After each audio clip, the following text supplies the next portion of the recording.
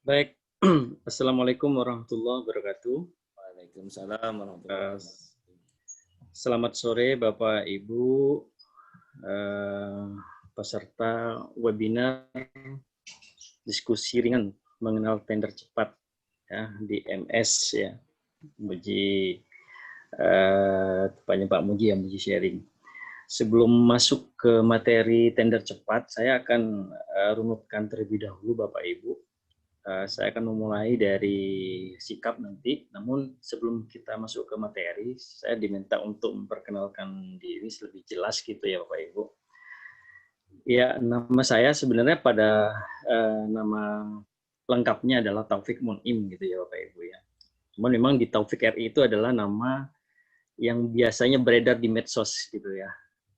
Jadi kalau di medsos-medsos itu di IG ataupun di Facebook kita selalu ataupun di WhatsApp selalu kita menggunakan nama Taufik RI ya. Ya, supaya lebih mengenal lah kecintaannya untuk negara kita ini gitu ya. Nggak ada singkatan sama kali, tapi betul singkatannya adalah Republik Indonesia gitu ya. Betul betul. Nah, supaya kita benar-benar dikatakan apa ya namanya, Bhinneka Tunggal Ika lah kalau seperti itu ya. Siap, siap. Baik, saya dari Rumah Pengadaan Indonesia, salah satu konsultan, salah satu konsultan di bidang pengadaan barang dan jasa kita. Ya. Saya tidak perlu panjang lebar, saya akan masuk ke materi Bapak Ibu. Ya. Baik, sudah bisa melihat share saya Bapak Ibu? Sudah ya? Ya, saya akan mengawali dari referensi peraturan tentang tender cepat dan juga sistem informasi kinerja penyedia gitu ya. Dasar hukumnya adalah salah satunya adalah Peraturan Presiden Nomor 16 Tahun 2018 dan Peraturan LKPP Nomor 9 Tahun 2018 tentang pengadaan melalui penyedia barang dan jasa pemerintah. Ya. Ini yang perlu kita sebutkan terlebih dahulu ya. Jadi Perpres dan juga turunannya yaitu adalah Perlem LKPP. Kemudian saya sebelum kita memahami tentang apa sih sebenarnya tender cepat itu, saya ingin mengawali dengan sikap. Sikap singkatan dari Sistem Informasi Kinerja Penyedia. Dulu waktu pembentukan yang namanya sikap itu dulu namanya adalah VMS gitu ya, Vendor Management System. Cuman karena terlalu kebule-bulian istilahnya, karena sudah banyak gitu ya yang kaitannya dengan data penyedia itu kita pasti nyebutnya itu VMS. Kemudian menggunakan istilah sikap gitu. Sistem informasi kinerja penyedia. Kemudian Bapak Ibu, apa sih perbedaannya antara aplikasi sikap dengan aplikasi SPSE? Ini supaya juga lebih mengerti juga gitu ya. Jadi kalau kita bilang apakah sikap juga bagian dari SPSE? Iya juga, bagian dari SPSE juga.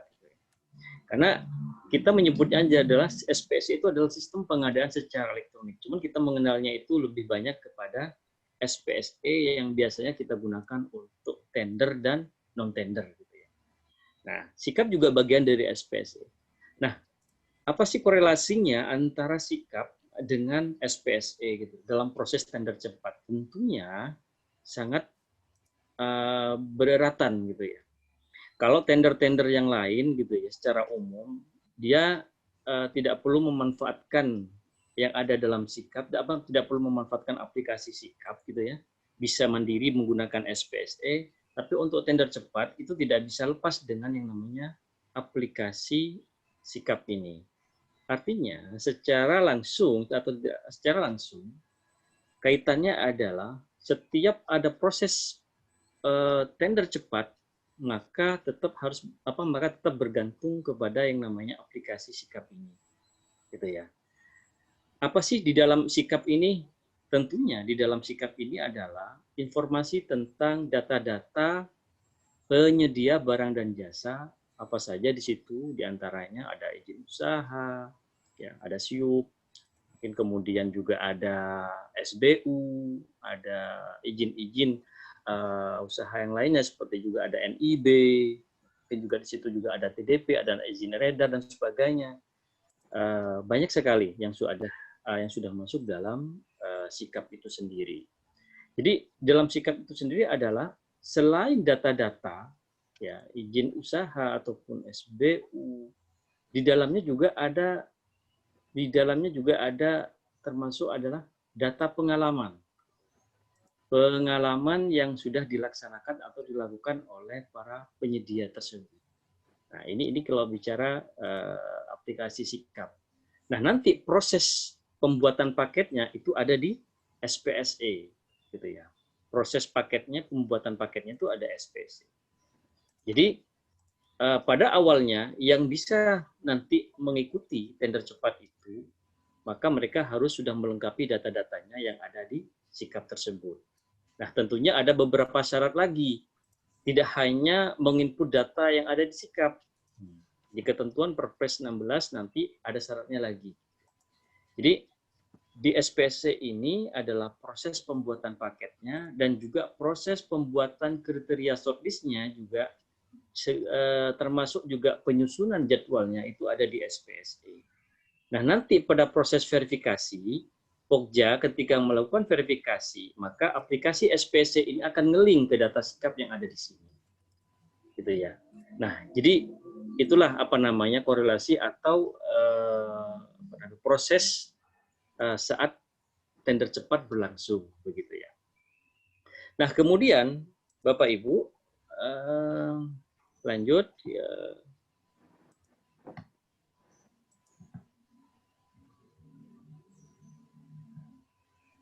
Oke, sebentar.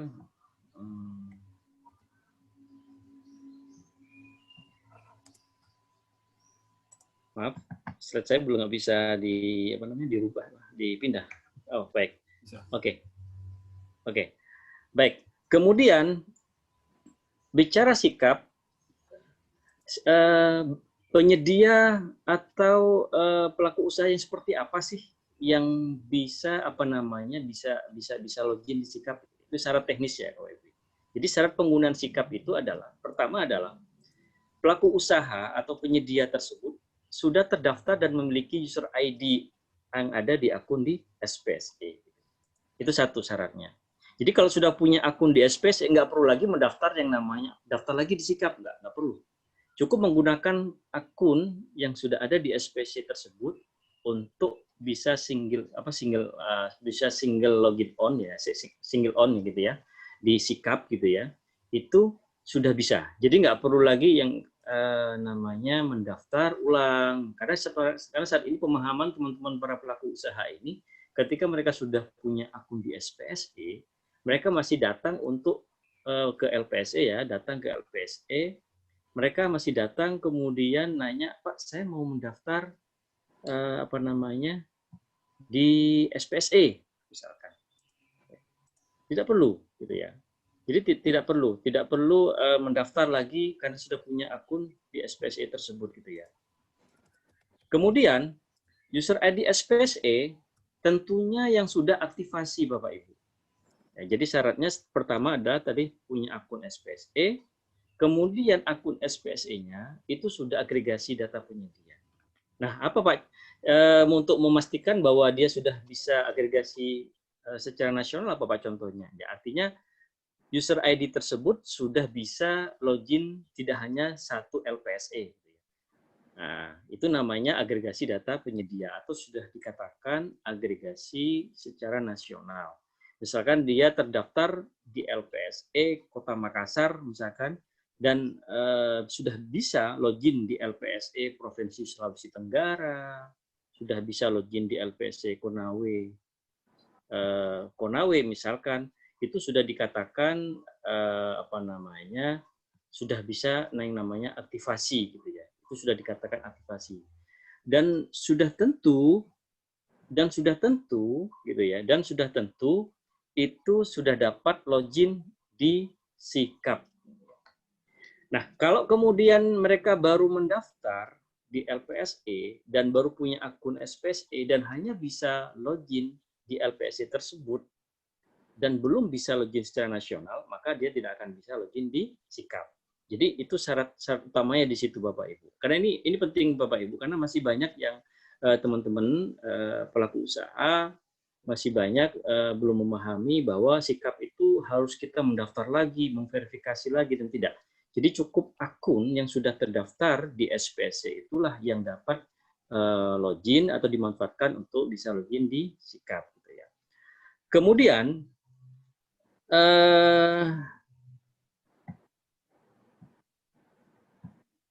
ya lanjut. Nah, kemudian Bapak Ibu, kalau kita lihat tampilan di aplikasi Bapak Ibu, ya, tampilan di aplikasi, ini pada tatanan identitas, kalau kita login di sikap gitu ya, maka akan tampil beberapa informasi, misalkan nama perusahaannya, gitu ya, kemudian alamat perusahaannya. Nah, itulah nanti kemudian di situ yang akan diverifikasi nanti. Jadi identitas inilah juga kemudian diverifikasi dan nanti akan muncul tombol verifikasi di dalamnya. Nah, ini sebagai halaman pembuka di sini, Bapak Ibu. Nah, kemudian, siapa sih yang tadi sudah syaratnya adalah pertama adalah memiliki akun SPSE dan sudah aktif secara nasional, ya. Kemudian yang ketiga adalah penyedia itu adalah penyedia terkualifikasi. Gitu. Jadi kalau kita bicara penyedia, gitu ya, penyedia itu adalah yang berdasarkan kontrak. Gitu ya. Nah, jadi kita menyebutnya pelaku usaha ada penyedia. Gitu ya. Apa perbedaannya? Ya kalau pelaku usaha secara umum, tapi kalau penyedia dia sudah melakukan kontrak gitu ya, berdasarkan kontrak. Makanya kemudian disebut sebagai penyedia terkualifikasi. Nah, penyedia terkualifikasi itu dalam peraturan Perpres 16 dan juga dalam Permen nomor 9 tahun 2018. Penyedia terkualifikasi itu ya apa saja sih yang terkualifikasi? Yang terkualifikasi itu adalah kalau di sikap itu ditandai dengan tanda data-datanya itu terverifikasi, Bapak Ibu. Jadi data-datanya itu terverifikasi. Nah, terverifikasi dalam aplikasi sikap itu ditandai gitu ya.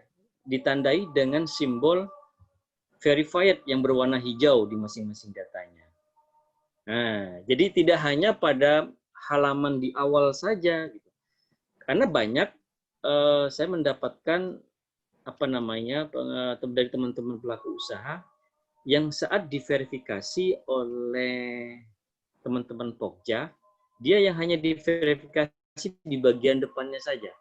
Jadi hanya di bagian identitas itu saja, tapi dia tidak melakukan proses verifikasi pada data-data masing-masing, seperti SIUP, gitu ya, kemudian NIB-nya, SBU, gitu ya, itu tidak diverifikasi oleh Pokjanya. Nah, ini juga menyebabkan juga banyak teman-teman para penyedia itu masih masih minim yang terverifikasi, gitu ya. Jadi penyedia terkualifikasi adalah penyedia yang terverifikasi gitu ya, data-datanya. Terus terverifikasi itu ya ditandai dengan ditandai dengan simbol verified yang berwarna hijau dan bersifat masing-masing satu persatu gitu ya. Jadi contohnya seperti ini Bapak Ibu. Nah, ini di bagian muka gitu ya, di bagian depan ya. Di bagian depan ini informasi.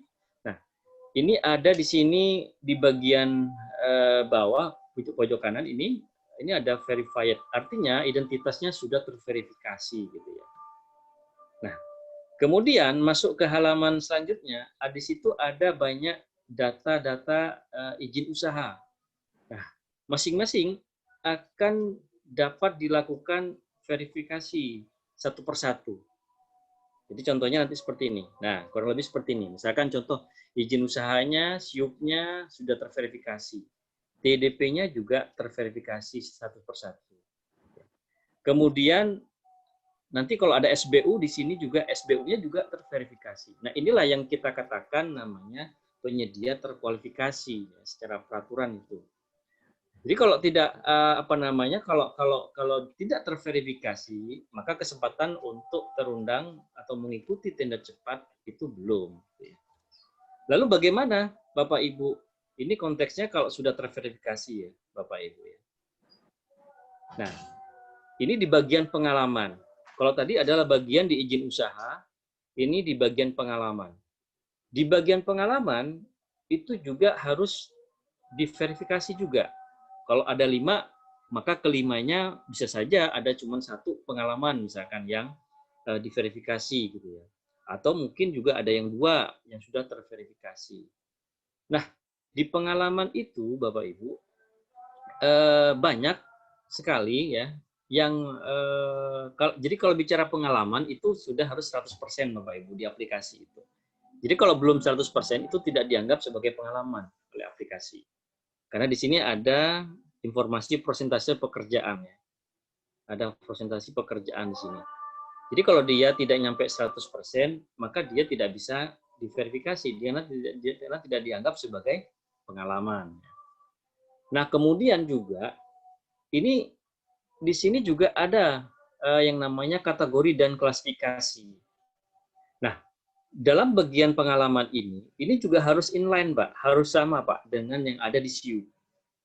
Jadi kalau di SIUP punya kelas KBLI misalnya J63112, maka tentunya di SIUP-nya juga sama.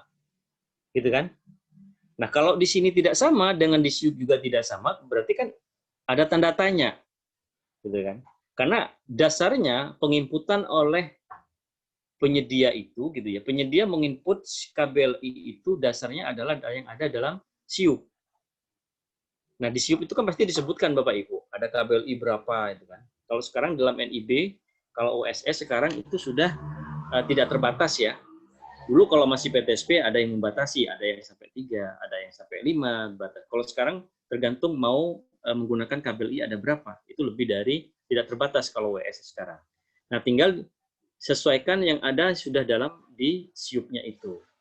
Nah, kalau KBLI ini tidak sama dengan yang di SIUP, maka perlu tanda tanya di situ. Pertanyaan saya, kenapa kok terverifikasi gitu kan? Ya kan? Kenapa kok terverifikasi? Berarti kurang jeli Pogjanya. Ya kan? Karena apa? Karena yang memverifikasi ini kan Pogja. Karena sebelum memverifikasi, pasti Pogja akan mengecek semua data kan, kevalitan datanya, aslinya dan sebagainya ya. Nah, seperti itu. Nah, ini di bagian pengalamannya. Kemudian Bapak Ibu, kita lanjut. Nah, di bagian setting preferensi ini juga penting juga. Setting preferensi di sikap itu. Jadi penyedia barang dan jasa itu dapat men-setting preferensi apakah mereka mau mengikut tender gitu ya.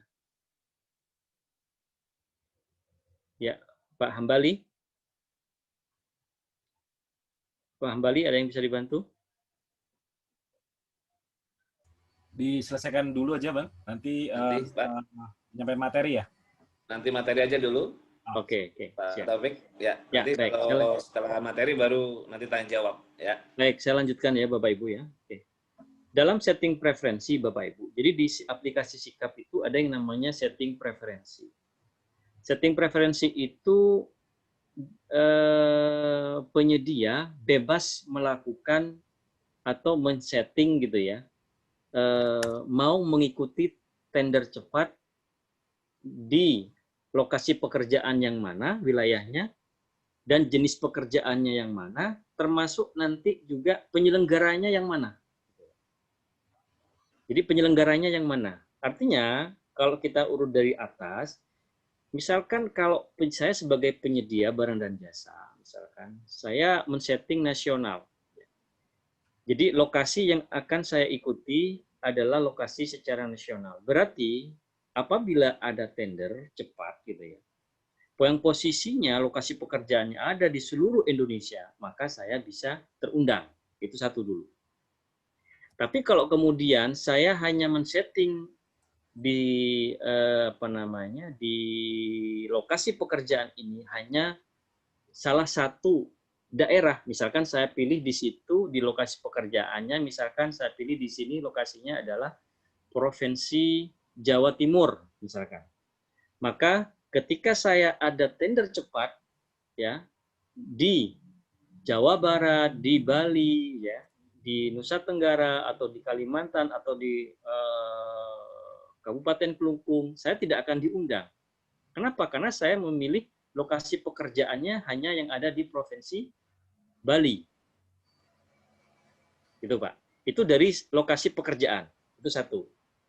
Kemudian, Nah, jenis pekerjaan ini penting, Mbak, jenis pekerjaan ini. Tentunya bagi penyedia barang dan jasa yang memiliki klasifikasi di bidang pengadaan barang, pekerjaan konstruksi atau jasa lainnya misalkan, maka tentunya bisa mengatur jenis pekerjaan ini gitu.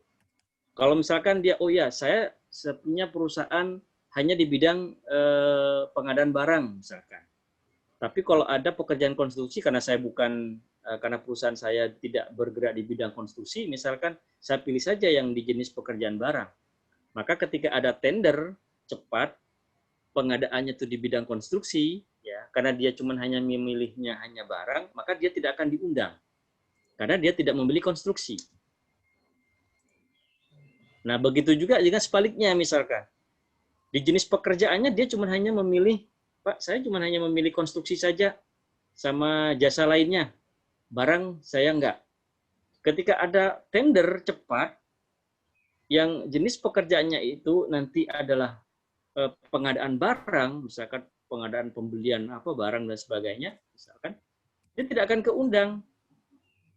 Kenapa? Karena dia sudah memilih salah satunya adalah pekerjaan konstruksi dan jasa lainnya.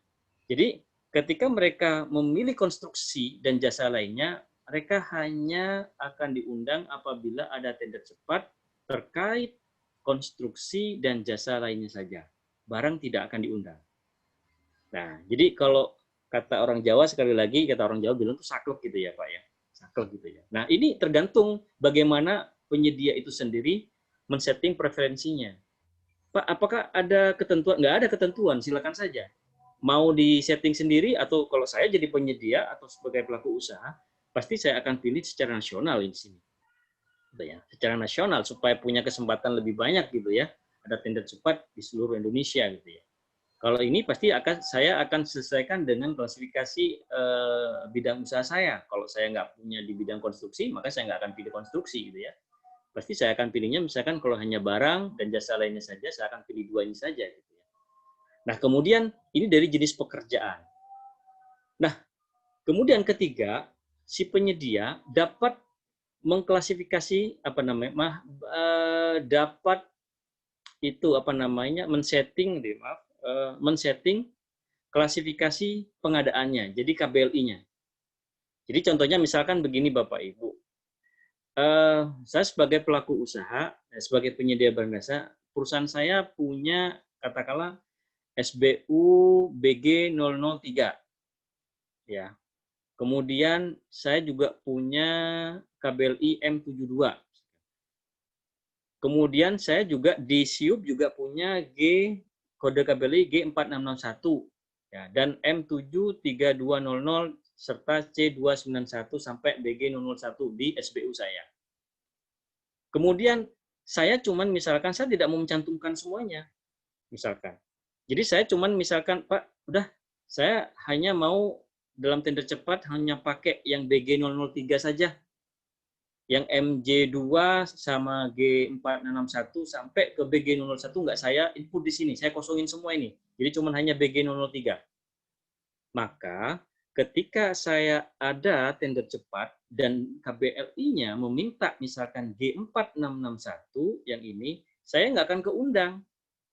Kenapa? Meskipun saya punya ini. Kenapa? Karena saya tidak memilih G4661 di preferensi. Karena saya misalkan hanya mencantumkan BG003. Gitu Pak ya. Nah, begitu juga sebaliknya. Kalau saya cuma hanya mencantumkan misalkan KBLI G4661, maka saya hanya akan terundang apabila ada tender cepat yang KBLI-nya minta mensyaratkan G461 saja. Ya. BG003 nggak akan terundang. Itu kalau kemudian saya nggak cantumkan BG003. Tapi kalau posisinya yang seperti ini, konteksnya seperti ini, maka saya akan diundang apabila ada KBLI MJ72, kemudian saya akan diundang apabila ada SBU BG003, saya akan diundang apabila ada KBLI G461 dan sampai C291 serta SBU BG 001. Itu saya akan diundang, Pak. Jadi kalau saya cantumkan begini, saya akan diundang. Apabila ada tender cepat yang mempersyaratkan KBLI-nya atau SBU-nya seperti yang saya cantumkan ini. Kemudian Bapak Ibu, nah di penyelenggara ini juga saya bisa men-setting Bapak Ibu. Jadi kalau penyelenggaranya, misalkan saya hanya mau ikut tender cepat yang tendernya hanya yang penyelenggaranya yang tender cepatnya hanya yang ada di Provinsi Jawa Timur. Maka di sini ya.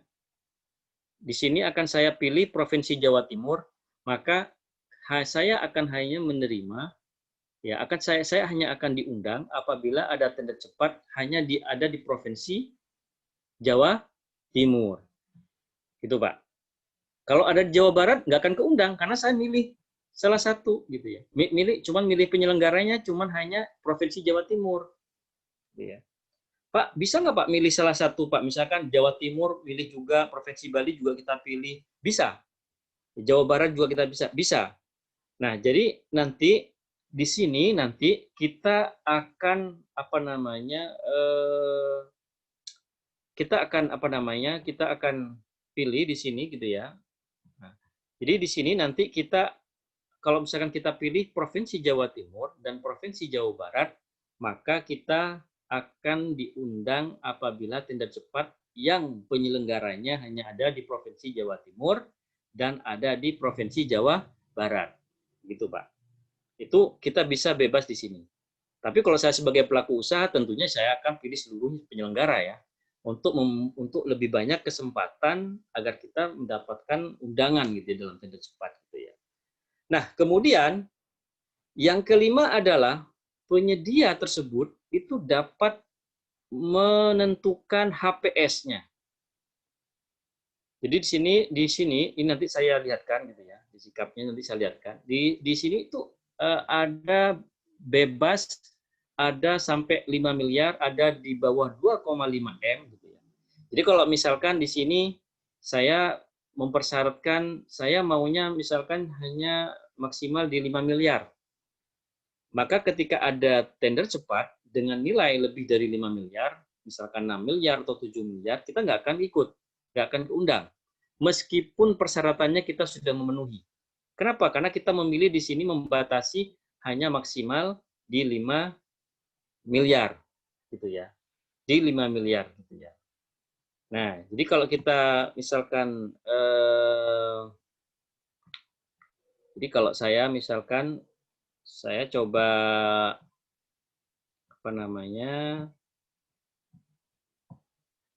Oke, sebentar saya akan coba lihatkan terlebih dahulu, Bapak. Ya. Saya akan coba, silakan sebentar, nanti saya share. Saya login terlebih dahulu. Sebentar.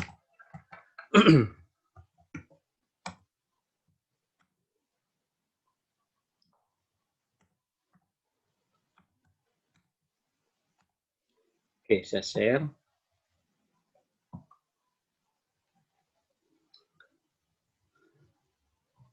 Oke, saya share.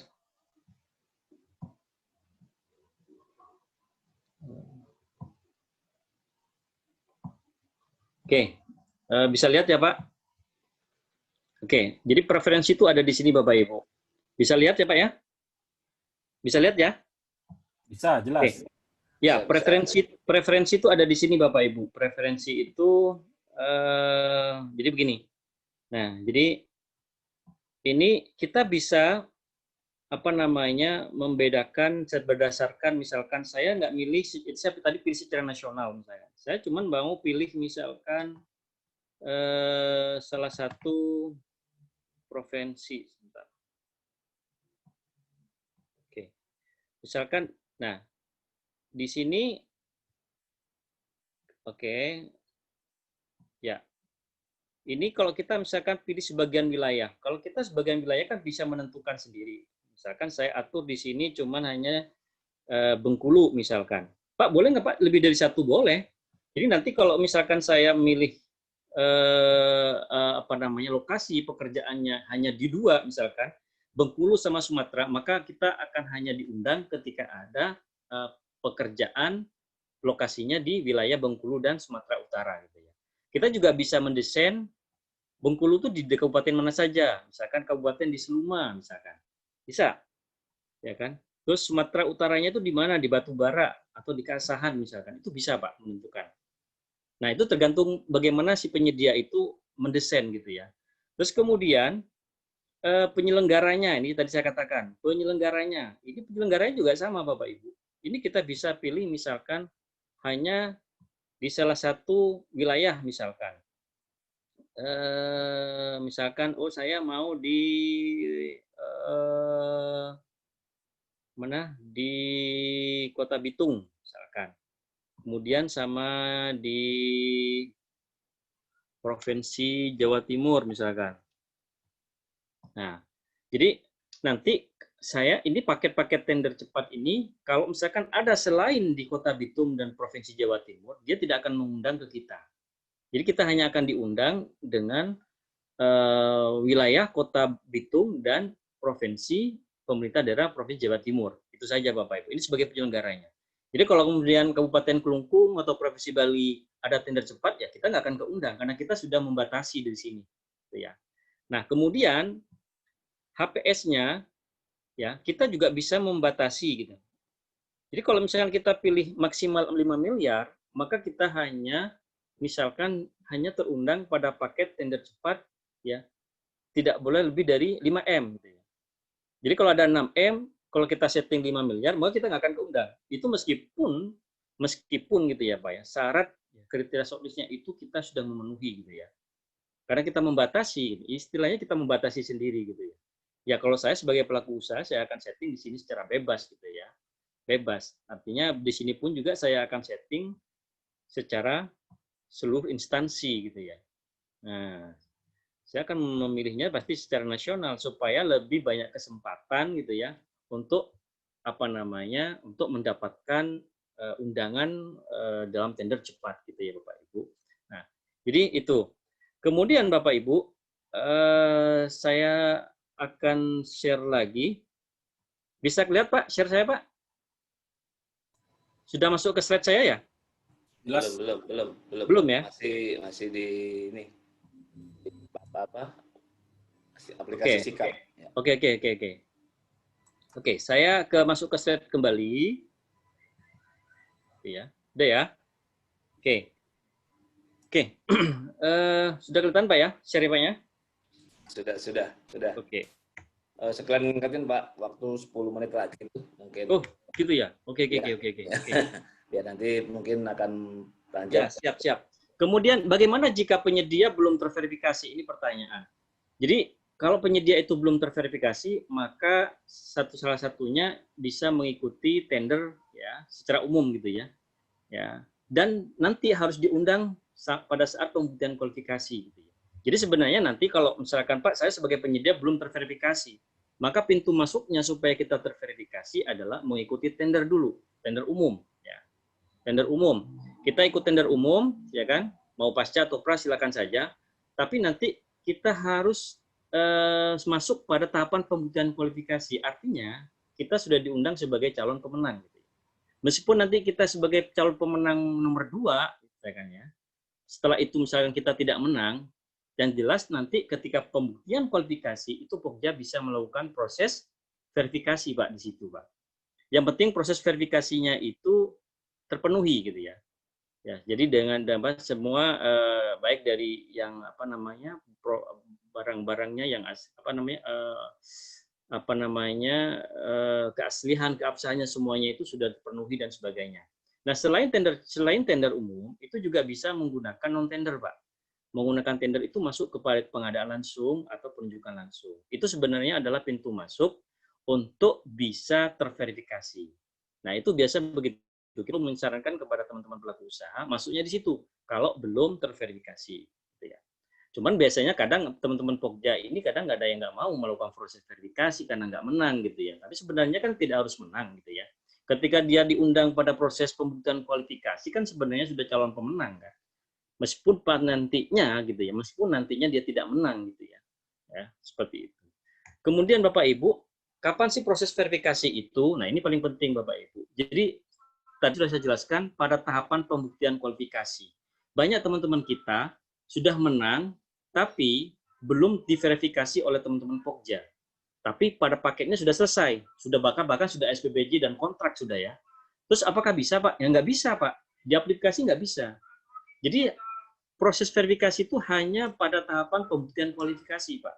Jadi kalau itu sudah melewati sampai apalagi sudah sampai penetapan pemenang itu pasti tidak bisa lagi Pak dilakukan verifikasi. Nah nanti kasihan kepada teman-teman pelaku usahanya. Ya, mereka sudah menang dan sebagainya tapi juga nggak diverifikasi gitu ya. Nah begitu juga di non tender gitu ya. Kemudian Bapak Ibu kita masuk kepada tender cepat sekarang. Apa sih yang dimaksud dengan tender cepat gitu ya? Tender cepat adalah metode pemilihan penyedia barang, konstruksi dan jasa lainnya dengan menggunakan sistem informasi. Ini udah jelas ya Pak ya. Tidak memerlukan penilaian kualifikasi, apalagi evaluasi penawaran administrasi, apalagi evaluasi penawaran teknis. Sanggah dan sanggah banding juga tidak perlu gitu ya. Jadi tidak ada. Jadi di sini sudah kita harus sepakati terlebih dahulu Pak. Jadi tidak membutuhkan yang namanya penilaian kualifikasi, penawaran administrasi dan penawaran teknis. Ya, itu tidak. Dan tender cepat ini hanya pada pengadaan barang, pekerjaan konstruksi dan jasa lainnya, gitu ya. Tidak pada konsultan, gitu ya. Lanjut, tender cepat. Ya, saya lanjut lagi. Nah, apa sih syarat dan kriteria tender cepat? Spek teknis jelas. Ini sudah pasti sudah jelas di KK sudah jelas Pak. Ya. Spek teknisnya di KK itu ingat volume pekerjaannya juga telah ditentukan secara rinci ya. Dan di perlem juga disebutkan juga boleh atau memungkinkan menyebutkan merek. Jadi saran saya kalau tender cepat jangan abu-abu, mendingan jelaskan gitu ya, jelaskan dengan merek gitu ya. Tentunya merek itu sudah memiliki harga pasar gitu ya Bapak Ibu. Kemudian yang nomor 3 jelas setelah saya jelaskan tadi peserta telah terkualifikasi atau sudah terverifikasi di sikap Bapak Ibu. Kemudian ini contohnya Pak ya, pengadaan barang, pengadaan jasa lainnya gitu. Ya, jadi kalau misalkan contoh kalau Bapak misalkan mau melakukan beli pengadaan barang, sebut saja langsung, ya kan, nama produknya gitu ya. Bahkan memang banyak di beberapa SPC tidak hanya menyebutkan pada di spek teknis, ketika membuat paketnya pun juga disebutkan, misalkan pengadaan mesin cuci washer ekstraktor LA60LP, ada yang begitu misalnya. Bahkan juga pengadaan mobil ambulan merek merek katakanlah Mitsubishi misalkan begitu. Itu di nama paketnya benar-benar dijelaskan. Jadi tender cepat ini dengan spek seperti inilah kemudian menjadi jelas. Jadi penawarnya pun juga akan lebih paham bahwa secara tidak langsung harga pasarnya ya sebegini, dia mengetahui speknya begini gitu ya. Tipenya pun juga yang seperti ini. Kemudian ambulan, misalkan ada generator, kendaraan dan sebagainya, silakan saja disebutkan, ya kan, mereknya, merek kendaraannya dan sebagainya boleh di situ. Nah, ini contoh jasa lainnya, jasa pengukuran tanah itu di Kementerian BPN ya TR itu pengukur itu rata-rata menggunakan kemarin itu menggunakan tender cepat karena mereka ada izin yang namanya izin kadester ya berlisensi yang dikeluarkan oleh BPN. Nah, itulah kemudian menjadi standarnya di situ, gitu, terukurnya di situ. Tapi tidak hanya pada tahapan ini saja, tidak banyak pada tidak hanya pada jasa lainnya ini saja, bisa juga dengan yang lainnya. Kemudian ini contoh pekerjaan konstruksi, tentunya tidak terlalu jelas diameternya dan materialnya pun juga disebutkan bahan-bahannya gitu ya Pak ya, materialnya sampai ke sanitasinya mungkin juga disebutkan ya. Misalkan menggunakan bahan apa, mereknya apa dan sebagainya itu disebutkan. Kemudian Bapak Ibu ketentuan dalam tender cepat. Jadi tender cepat ini saya sudah jelaskan tadi ya Bu ya, tidak memerlukan dan sebagainya. Proses pelaksanaan tender cepat, peserta terkualifikasi, peserta hanya memasukkan penawaran harga. Ingat Pak, hanya memasukkan penawaran harga. Di aplikasi tidak ada lagi upload-uploadan. Nggak ada lagi Bapak mengupload surat dukungan dan sebagainya, nggak ada lagi. Malah justru saya bertanya-tanya kalau kemudian ada yang mempersyaratkan surat dukungan, ya kan? Jadi tidak ada di aplikasi upload-uploadan, cuman hanya penyedia hanya menawar saja gitu ya. Kemudian evaluasi penawaran harga dilakukan melalui aplikasi, yes, termasuk penetapan pemenang berdasarkan harga penawaran terendah, ya. Itu udah jelas di perlem kita. Kemudian Pokja Pemilihan dapat menyusun kriteria penyedia seperti ya, jadi di apa namanya? Ini namanya kriteria kualifikasi, Pak. Kriteria shortlist. Jadi penyedia terkualifikasi itu nanti terundangnya itu berdasarkan yang ada di 3 ketentuan ini. Ini namanya kriteria shortlist. Jadi mereka diundang atau tidak ini berdasarkan ketentuan syarat ini. Ya, seperti ini, Pak. Inilah yang menyusun, semua ini adalah teman-teman Pokja yang menyusun. Kemudian ini sama di sini ya. Nah, di sini saya jelaskan di sini. Jadi ketika Bapak Pokja itu menyusun kriteria shortlist, dia akan mencari, dia akan mendapat informasi, misalkan ada 10 penyedia, tapi penyedia di situ tidak disebutkan. PTA, PTZ nggak ada, cuman hanya di informasi di sini hanya misalkan 10. Nah, ingat di sini dipastikan ada minimal di sini Bapak Ibu, minimal 2 pelaku usaha yang akan diundang di sini. Jadi kalau kemudian di sini 1, ya cari lagi. Nah, Pokja dapat mengetahui di sini banyak atau tidaknya berdasarkan dengan ini Pak kriterianya. Semakin apa namanya ini salah satu terpenuhi, kalau ini lebih mudah, hanya pilihan. Kalau keseluruhan terpenuhi mungkin di sini akan semakin sedikit, gitu ya. Mungkin semakin sedikit di sini. Artinya ini terserah dari Pokja nanti yang menentukan nanti ya. Kemudian Bapak Ibu, tahapan tender cepat gitu ya. Saya langsung saja di sini tahapannya undangan gitu ya Pak ya, hanya undangan. Jadi hanya penyedia yang terundang yang dapat mengikuti tender cepat dan mendaftar sebagai peserta. Ingat, yang hanya mendapatkan undangan. Yang tidak mendapatkan undangan tidak akan bisa mendaftar gitu ya. Kemudian tahapannya di aplikasi itu cuma hanya ada 2 tahapan ya Pak. Jadi unwizing sama upload dokumen penawaran gitu ya. Tapi setelah itu sisanya itu adalah pembukaan penawaran. Nah, kemudian proses verifikasi dan pengumuman pemenang. Jadi bagaimana jika tidak terundang, padahal sudah terverifikasi di SIKAP? Nah, ini Pak yang banyak pertanyaan Pak. Ini yang paling penting di sini Pak. Saya ingin menjelaskan di sini Pak.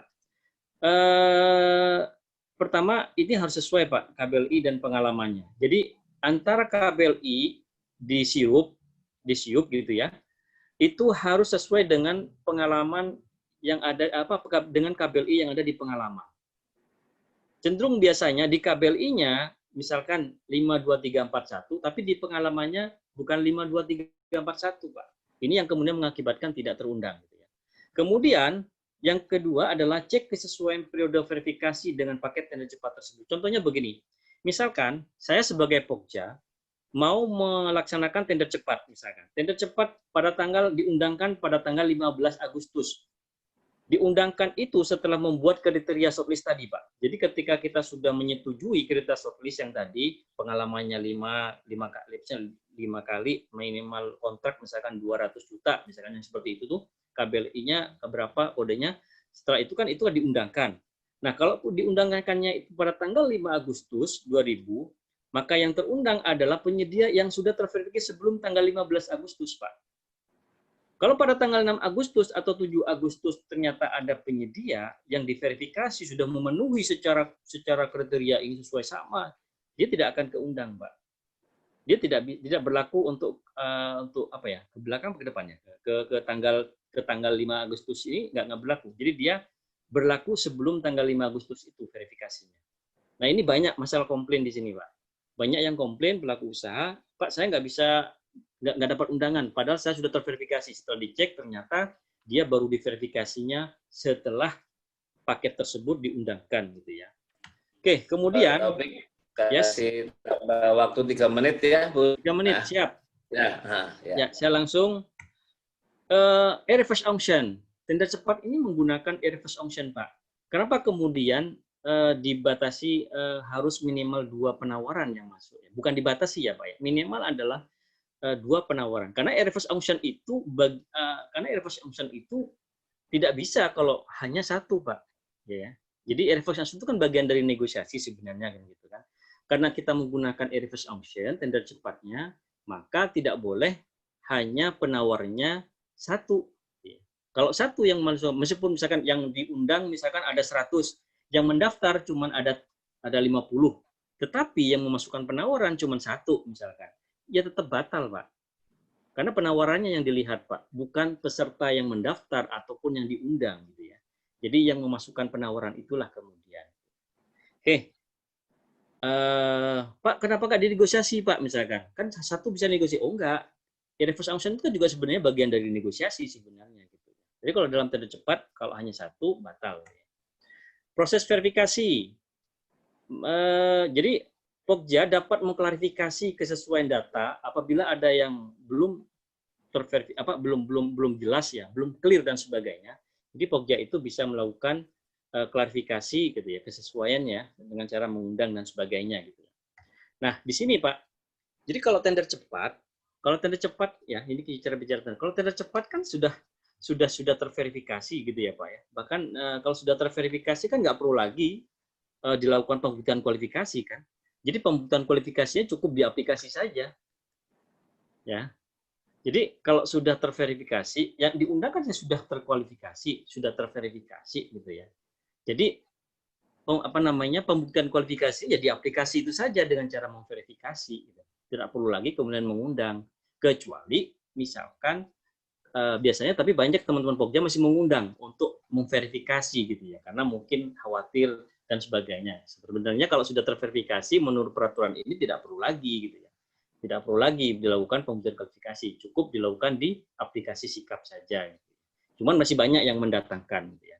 Kemudian tender cepat, tidak ada penyedia, tender cepat gagal. Gitu. Tidak ada penyedia atau hanya satu penyedia yang menyampaikan penawaran harga sampai batas akhir penyaluran. Ya, tadi sudah dijelaskan. Kemudian ditemukan ada kesalahan dalam dokumen tender. Kemudian seluruh penyedia dan sebagainya ke bawah itu secara umum sudah sama ya Pak ya, yang di bawah ini ya. Kenapa dikatakan gagal gitu ya. Kemudian ketentuan tender cepat gitu ya. Ada yang tanya Pak, kalau udah ketentuan tender cepat kalau gagal bisa tender ulang lagi nggak ya? Bisa. Ya. Tapi ketentuan itu sebenarnya ada di di SDP gitu ya Pak ya. Di keputusan Deputi Pengembangan Strategi itu ada di nomor 3 tahun 2013 tentang SDP. Di bagian IKP itu juga menyebutkan penyebab cepat gitu ya. Jadi kalau misalkan tender kemudian batal, bisa ditender cepat ulang gitu ya. Lalu bagaimana? Ini sudah 2 kali Pak. Bagaimana jika tender cepat sudah 2 kali gagal? Ya kan? Ya tetap di pada IKP itu di situ. Nah sama ini secara umum. Karena memang tidak ada ketentuan secara khusus dalam tender cepat di Perlem kita ya Pak, sama di Perpres kita. Cuman di keputusan Deputi tadi itu dijelaskan. Ini secara umum bisa di sini. Bisa misalkan dilakukan proses penunjukan langsung dengan justifikasi, beberapa justifikasi. Tentunya misalkan kebutuhan tidak dapat ditunda dan tidak cukup waktu untuk melaksanakan tender atau seleksi. Itu secara umum gitu ya Pak ya. Oke. Terima kasih. Mudah-mudahan cukup waktu. Nanti kita diskusi setelah ini. Silakan Pak Moderator. Baik, terima kasih Pak Taufik atas paparannya. Bapak Ibu, kita punya waktu sampai jam 4:30 untuk tanya jawab. Silakan Bapak Ibu resen untuk pertanyaannya. Untuk yang ada yang berminat bertanya, silakan. Baik. Pertama Pak Sadimin. Pak Sadimin, silakan Pak Sadimin untuk menanyakan. Baik Pak, mohon izin Pak. Silakan. Ini Pak terkait tender cepat 2 kali gagal ya Pak. Ya. Nah di kami kemarin ada kejadian seperti itu Pak.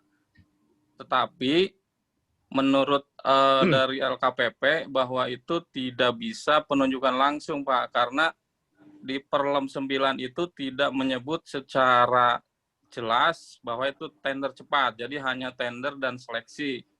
Nah, jadi kami kemarin direkomendasikan untuk tender biasa, Pak.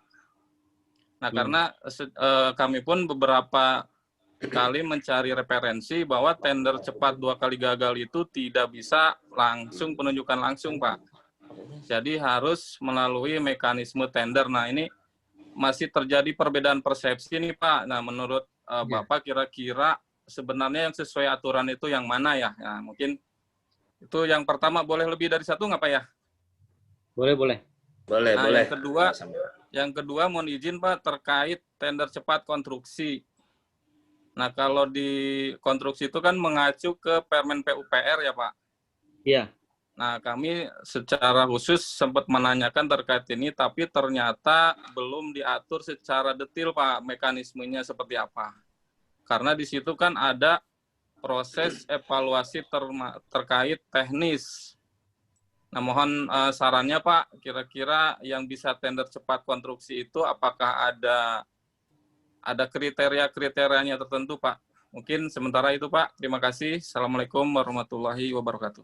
Waalaikumsalam warahmatullahi Pak Taufik, langsung kita jawab saja ya. Terus nanti kita batasi satu peserta sebentar satu pertanyaan dulu. Sepertinya banyak yang berminat ini. Tadi karena saya pikir cuma satu, ternyata banyak juga yang sudah mulai. Silakan langsung dijawab langsung ya Pak, biar nggak lama. Ya, memang betul Pak. Jadi memang secara peraturan di Perlem LKPP itu memang tidak menuliskan secara jelas gitu ya tentang bahwa kalau 2 kali gagal gitu ya kemudian bisa dilakukan perujuk langsung dan sebagainya. Jadi di sini ini kita jelaskan secara umum Pak gitu loh Pak ya. Jadi penjelasan kami ini ada secara umum ya. Karena di Perlem LKPP kenapa kemudian kita ungkapkan di Perlem LKPP 9 ini gitu ya. Di sini kalau misalkan sudah pada umumnya kan tender kalau sudah 2 kali dan sebagainya itu kan bisa sebenarnya kan setelah batal 2 kali ya tender lelang ya itu bisa dilakukan sebenarnya secara umum melakukan penunjukan langsung dengan berbagai kondisi gitu ya dengan kondisi yang seperti ini ya cukup waktu tapi juga paling tidak kan juga harus ada keterangan juga penjelasan dari PA-KPA yang kemudian harus menetapkan bahwa itu harus dilakukan penunjukan langsung dan sebagainya. Nah, memang betul. Jadi kalau saya sih Pak, kalau saya lebih yakin gitu ya mengikuti Perlem ini secara umum karena di Perlem 9 tidak menyebutkan secara di EKP di EKP yang di keputusan lebih 1 itu kan juga ada Pak di terkait tindak lanjut tender seleksi secara umum juga ya kan kalau saya sih lebih mengacunya ke sini. Nah kalaupun ada pandangan-pandangan yang lain yang misalkan memang harus kemudian dilakukan seleksi atau tender atau yang lain ya silakan. Tentunya mungkin di sini kita akan diskusi lebih lanjut di sini Bapak. Kalau saya sih ketika itu sudah batal ya Pak 2 kali ya, asalkan 2 kali ya Pak ya, benar-benar 2 kali. Karena gini, banyak yang memahami bahwa gagal ini ketika sudah tender pertama kali kemudian batal ya, kemudian dilakukan yang namanya penunjukan langsung sehingga itu masih gagal yang pertama gitu ya Pak ya. Jadi banyak pemahaman yang begini Pak. Banyak yang memiliki pemahaman yang seperti itu. Jadi maksudnya gagal itu adalah ketika tender pertama gagal, kemudian di tender ulang gitu ya, kemudian masih gagal lagi. Nah, disitulah kemudian kalau saya meyakini ini bisa dilakukan proses penunjukan langsung itu kalau menurut saya Bapak. Ya, karena saya mengacunya kepada peraturan secara umum. Tapi kan ini kan juga pasti juga harus ada ketentuan juga ya harus ditetapkan juga oleh PA-KPA-nya. Kalau KPA-KPA-nya misalkan mau menetapkan harus penunjukan langsung, ya kan bisa dilakukan penunjukan langsung. Kalaupun juga enggak, kan juga enggak. Itu kalau menurut saya sih Pak. Oke, itu yang pertama Pak. Kemudian yang kedua masalah PUPR ya Pak ya. Ya. Jadi kalau saya kembali ke sini Bapak Ibu, jadi saya kembali ke jadi kriteria dalam tender cepat gitu ya Pak ya. Sebenarnya kalau saya pribadi Pak, itu sebenarnya tender cepat itu lebih tepatnya sih dengan pengadaan barang kalau saya lebih tepat. Meskipun di sini membolehkan juga konstruksi, tapi konstruksi yang seperti apa gitu. Di sini cuma hanya penjelasannya adalah pertama adalah spek teknis gitu ya, atau KK dan volume pekerjaan itu telah ditentukan. Artinya dari komponen-komponen kalau konstruksi komponennya misalkan terdiri dari pertama kalau saya adalah konstruksi itu tidak membutuhkan persyaratan teknis, Pak. Kalau saya Pak ya. Sebab kalau kemudian mempersyaratkan teknis tentunya juga tidak bisa kemudian dituangkan dalam tender cepat ini gitu kan. Kadang ya kemudian mempersyaratkan harus punya ini alat ini bla bla bla dan sebagainya kan. Jadi padahal di tender cepat itu tidak membutuhkan penilaian teknis gitu ya. Jadi kalau saya konstruksi itu lebih sederhana sih Pak. Jadi lebih sederhana. Makanya saya contohnya seperti misalkan sekolah atau puskesmas yang misalkan secara tidak langsung misalkan bahan-bahannya sudah ditentukan di situ, menggunakan misalkan jaringannya apa, di situ sudah ada mereknya, catnya pun juga sudah ada mereknya apa, kemudian tidak memerlukan alat-alat yang begitu besar atau ribet lah dan sebagainya. Kalau saya sih seperti itu Pak. Karena memang masih banyak ya Pak. Kalau di sini memang banyak perbedaan pendapat ya masalah konstruksi ini gitu ya Pak ya. Yang seperti apa sih itu?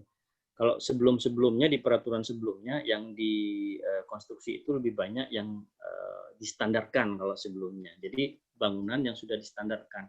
Bagaimana sih yang mau distandarkan? Ya standarkan itu bagaimana si penyedia ini dapat mengetahui bahwa spek teknis ini memang benar-benar standar. Jadi yang menetapkan itu adalah itu tadi di spek itu tadi. Ketika sudah pemahamannya sudah tidak antar peserta bahwa tidak memahami bahwa ini adalah tidak standar dan sebagainya. Nah, disitulah kemudian menjadi permasalahan sehingga opsi untuk tender cepat saya pikir bukan suatu bukan sebaiknya tidak tender cepat kalau menurut saya gitu ya ketika sudah ada penyedia yang berbeda tentang penyetandaran itu gitu Pak. Pak siapa tadi? Pak Sadimin. Pak Sadimin ya. Ya. Nanti didiskusi lagi Pak juga dengan ada Pak Muji dan sebagainya Pak. Baik, makasih Pak. Lanjut ke Pak Muhammad Darwis. Silakan Pak Darwis.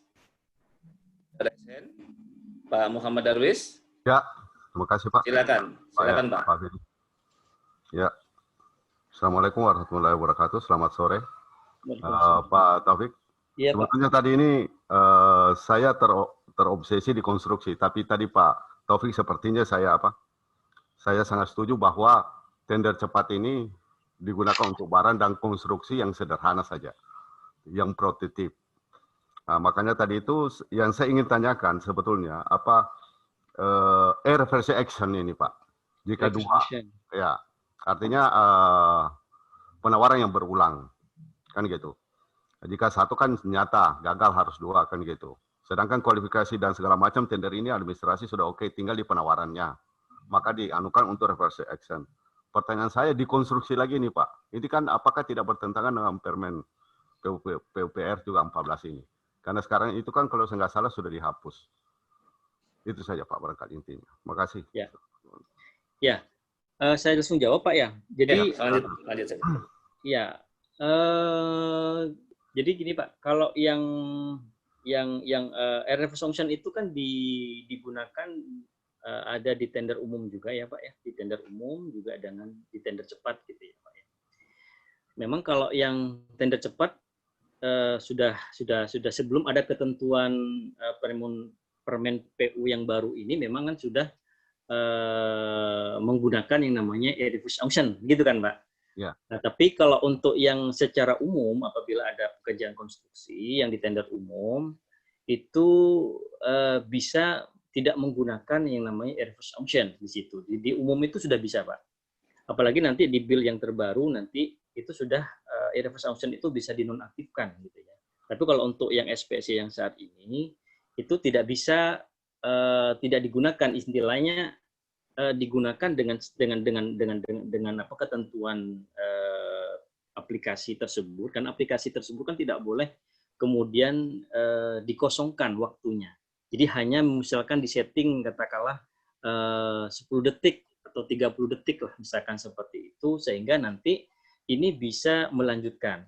Tetap tidak akan bisa menawar gitu ya dengan cepat seperti dengan waktu yang cepat seperti itu. Cuman hanya untuk kebutuhan aplikasi dibuka menit-menit dibuka di tender umum itu supaya kenapa? Karena kalau tidak di setting detik, maka penetapan pemenang itu tidak dapat dilanjutkan, Pak, biasanya begitu, Pak. Kalau di tender umum itu ya.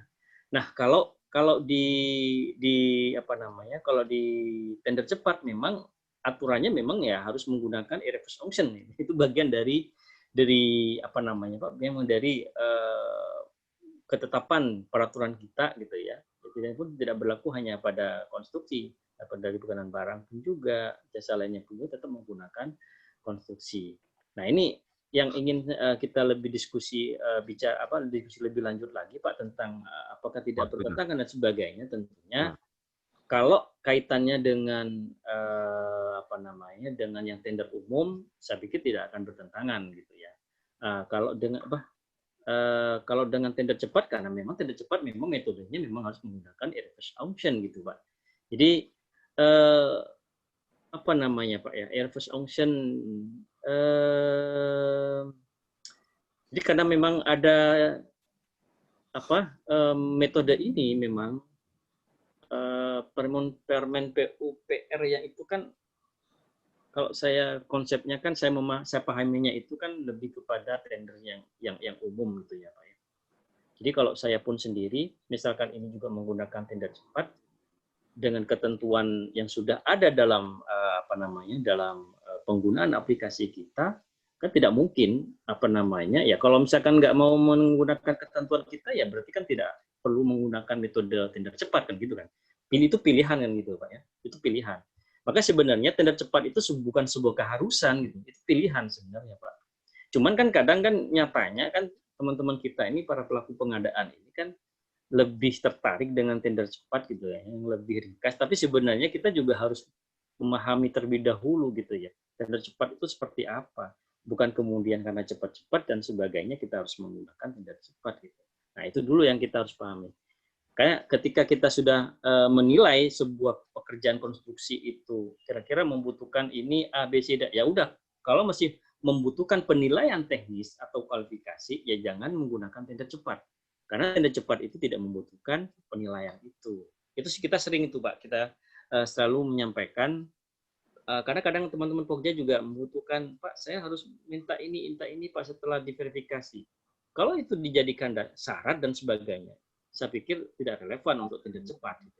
Karena tender cepat itu sudah jelas tidak membutuhkan penilaian teknis, kualifikasi, hanya menawar saja. Itu Pak ya, baik. Pak Darwis. Pak Darwis, baik Pak Darwis ya. Siap. Ya, terus lanjut Pak Roh siapa ini Pak? Sebentar. Pak Rohman Fauzi, silakan Pak Rohman. Silakan. Ya, terima kasih Pak. Assalamualaikum. Waalaikumsalam Pak Rohman. Pertama Pak, mohon maaf ini Pak, mungkin saya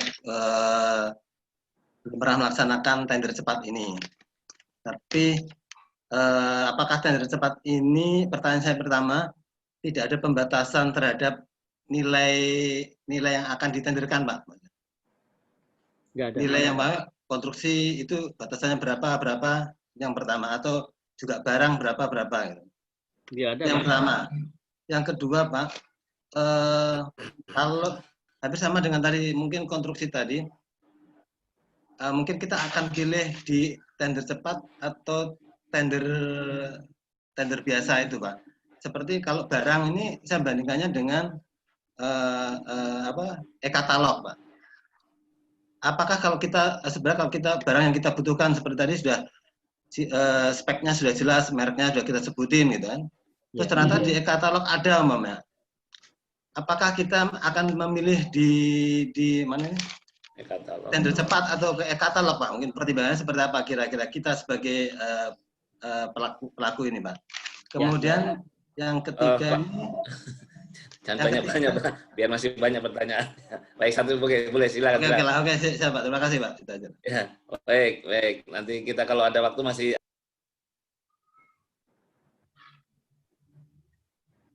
Siapa sudah Pak? Ya, silakan Pak Taufik. Ya, saya langsung jawab ya Pak ya. Pertama memang tidak ada pembatasan Pak. Yang jelas kan di atas 200 juta ya Pak ya kalau tender itu Pak. Jadi maka di tender pasti di atas 200 juta gitu ya. Tapi pembatasan sampai berapa-berapanya itu tidak dibatasi dalam tender cepat gitu ya. Kemudian kalau misalkan ada dalam e-katalog gitu ya Pak ya. Spek teknisnya gitu ya Pak ya. Barangnya juga ada di katalog. Kemudian apakah saya harus beli di e-katalog atau di tender cepat? Kan gitu ya Pak ya? Iya. Nah, sekarang segini Pak, saya mengacu ke sini dulu Pak gitu ya.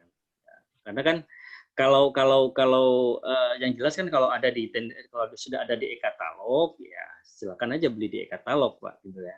Karena harganya pun di situ kan juga Bapak kan juga bisa melakukan negosiasi gitu ya. Cuman kita harus lihat juga Pak gitu kan, kebutuhan Bapak itu beli barangnya saja atau bagaimana kan gitu. Artinya selama barang yang Bapak butuhkan, yang selama dibutuhkan barang itu oleh KLPID itu adalah sudah ada di katalog gitu kan, tentunya Bapak bisa melakukan pembelian di e-katalog, ya kan? Karena selama ini biasanya pilihan tender cepat itu kalau sudah tidak sesuai sesuai dengan spek yang ingin dibeli, misalkan. Oh Bapak saya, di katalog ada Pak, tapi speknya memang tidak sesuai Pak yang kita inginkan. Ya silakan Bapak bisa menggunakan tender cepat, karena memang kan di katalog tidak ada kan spek yang dibutuhkan gitu kan. Tapi kalau konteksnya adalah barang itu persis sama spek dan teknisnya, bahkan mereknya pun juga sama, ya kenapa enggak beli di katalog aja, lebih mudah Pak, kan gitu kan, lebih mudah. Nah cuman begini lagi, pertimbangan-pertimbangan yang lain Bapak dilihat dulu juga kan. Barangnya itu apakah masuk dalam kategori yang wajib beli di e-katalog atau enggak, itu pertama. Kalau emang itu wajib beli di e-katalog ya silakan beli di e-katalog. Kalau tidak termasuk yang wajib beli di e-katalog, ya misalkan di situ kan juga ada ketentuan yang lain ya, pertimbangan-pertimbangan yang lainnya. Tapi biasanya Pak kalau di e-katalog itu sudah ada, biasanya rata-rata banyakkan sih preferensinya itu untuk membeli di e-katalog itu lebih besar ke sana dibandingkan harus melakukan tender cepat gitu Pak. Gitu Pak Rohman Fauzi. Ya Pak, terima kasih Pak. Ya. Pak Fidi, silakan Pak Fidi. Baik Pak Rohman, lanjut kita Pak Hambali. Biar semuanya kebagian pertanyaan ini. Pak Hambali, silakan Pak Hambali. Ya, Assalamualaikum warahmatullahi wabarakatuh Pak.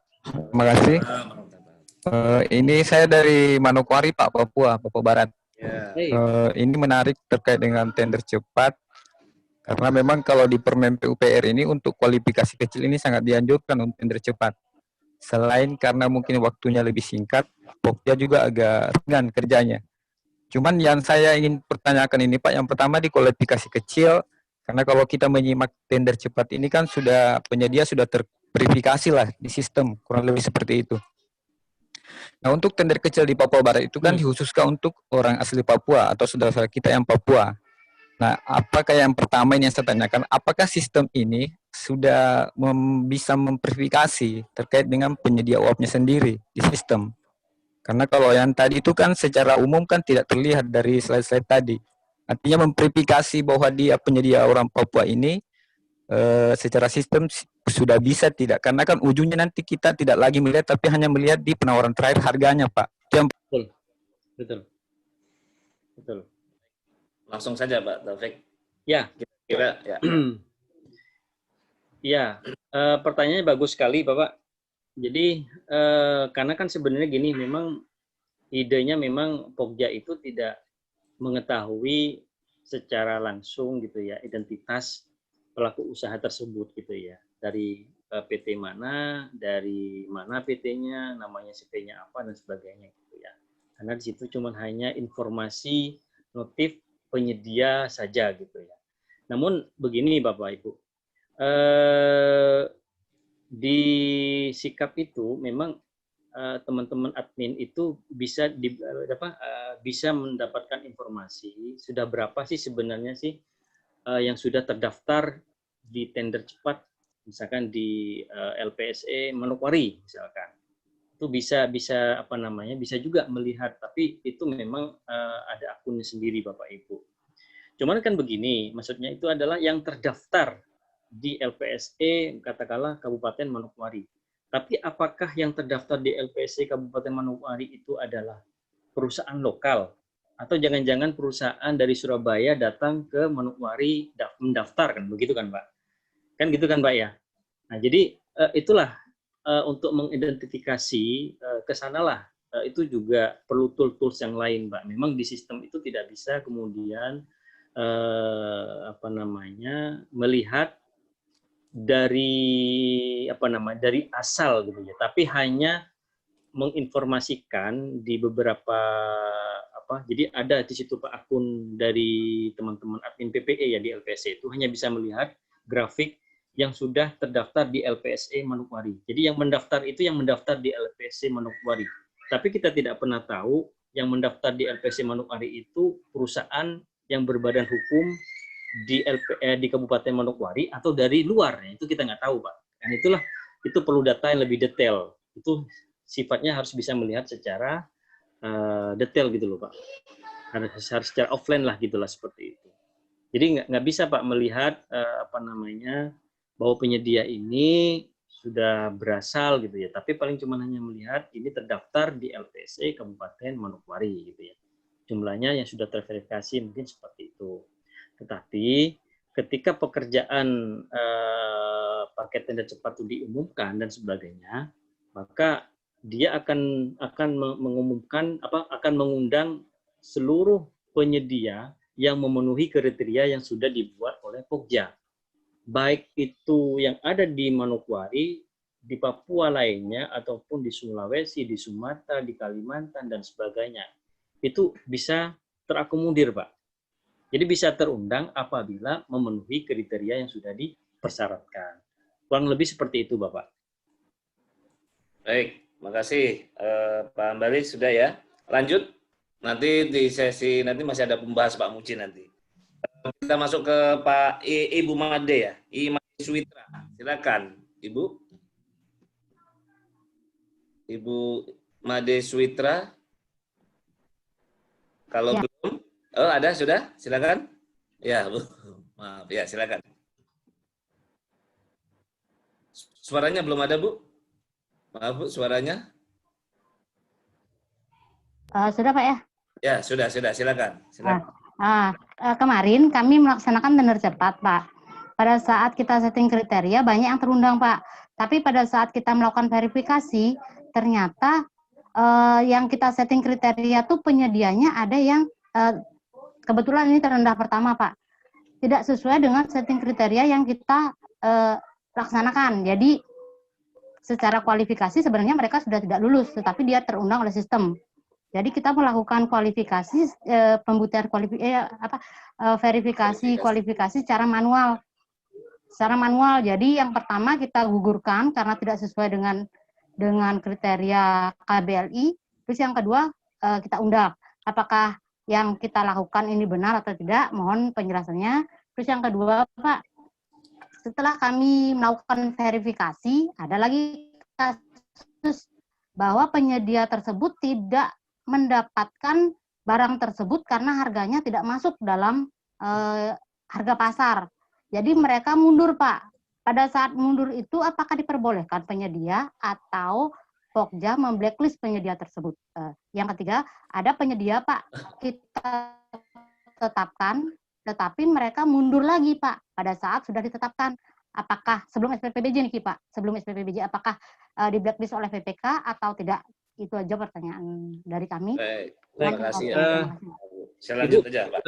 Ibu boleh saya panel ke Ibu? Bisa langsung panel saya ke Ibu? Iya. Ibu itu yang tidak memenuhi kriteria itu KBLI-nya itu apa yang Ibu yang disyaratkan kriterianya KBLI-nya apa, Bu? Kami pakai KBLI misalnya 47793, Pak. 477 dengan pengalaman yang sesuai juga. Ya, ketika kita verifikasi di SIUP dan NIB-nya ternyata mereka tidak punya, Pak. Oke. Dan yang pengalaman pun mereka juga. Oke. Ya, itu kan Ibu kan verifikasi secara offline. Yang secara disikap itu yang disikap, Pak. Ya, yang disikap itu kodenya berapa? Yang di nggak ada, Pak. Bukan, yang SBU ada justru. Kenapa? Justru SBU yang ada di izinnya dia, bukan SIUP. Tetapi terundang. Maaf Pak, maaf Ibu, itu kapan Ibu? Nah, baru-baru ini Pak, baru seminggu lalu. Kalau logika saya begini Bu, logika saya ya Bu ya, logika saya begini Bu. Ketika Ibu misalkan contoh Ibu mempersyaratkan C27113, ini kan sudah pasti Bu, harus sama dengan yang ada di bawah.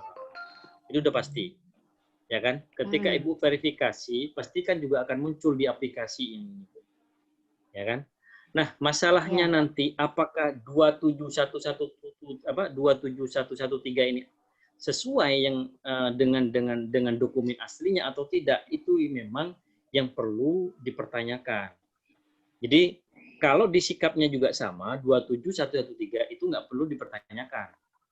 Jadi Ibu misalkan disikapnya ini dia sama sekali nggak ada inputan Pak, sama sekali nggak ada input Pak KBLI tersebut.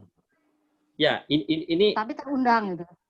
Nah seharusnya Bu, kalau menurut saya Bu ya, kalau menurut saya pertama adalah menyatakan bahwa yang bisa mengikuti tender ini adalah yang terundang, itu pertama, yang terundang. Tentunya sesuai dengan KBLI-nya.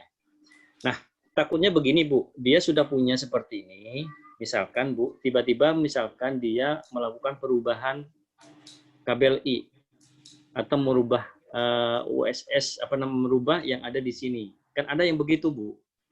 Jadi yang ini sebelumnya, karena gini Bu, aplikasi itu pasti akan ngedeteknya harus sama Bu, kayak gini. Jadi kalau Ibu sudah mempersyaratkan C27113, termasuk dari pengalamannya, itu juga pasti sama, akan keundang. Nah, tapi kemudian kalau itu tidak sama, kan jadi tanda tanya. Ya kan? Jadi tanda tanya kan, kenapa kok bisa keundang? Kan pertama, kalau sebelum sebelum berlakunya Perpres 16 ini, masih Perpres yang lama, itu dulu masih banyak yang yang model-model dia belum terverifikasi, dia ganti ya karena dia pengen ikut tender dan dia tidak punya izin yang sama, dia berubah izin usahanya supaya sama, dia bisa keundang karena dulu belum ada kewajiban terverifikasi dulu.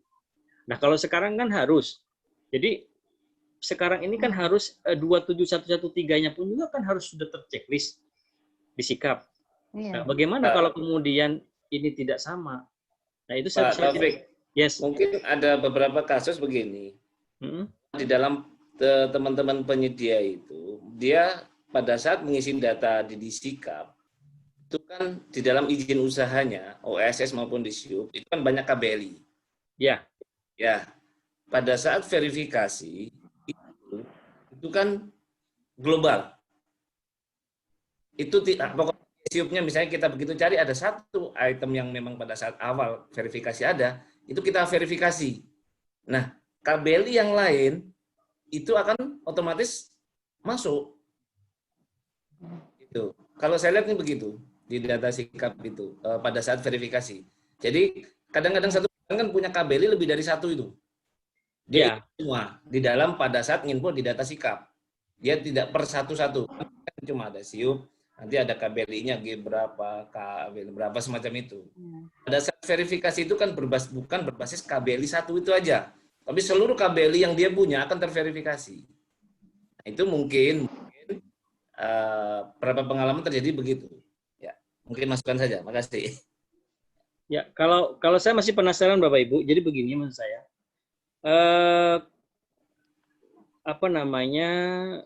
Kalau banyak pengalaman gini Bapak, sebelum-sebelumnya itu begini.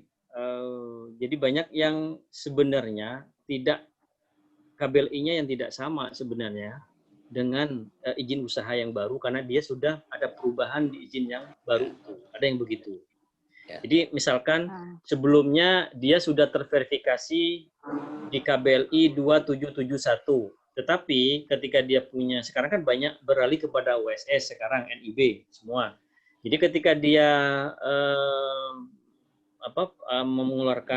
mengajukan NIB, dia banyak mengganti KBLI yang baru. Sehingga mungkin ini perdugaan saya aja, Bu. Yang KBLI yang lama ini misalkan sudah tidak diambil lagi misalkan.